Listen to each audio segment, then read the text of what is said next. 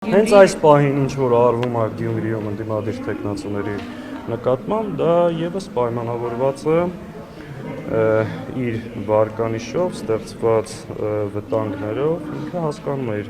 կործանման եւ խորտակման վտանգը եւ այն ռեպրեսիաները, որ իրականացվում են հենց հիմա Գյումրիում տարբեր քիչ առաջ նաև տեղեկություն եղավ, որ մարդուն Գրիգորյանի գրասենյակեն երբ ուժը դրանից առաջ գիտեք Մայր Հայաստանը, այսինքն Վարդան Ղուկասյանի համար հիմքերը 3 էին ստեղծվել, գործ ունենք մի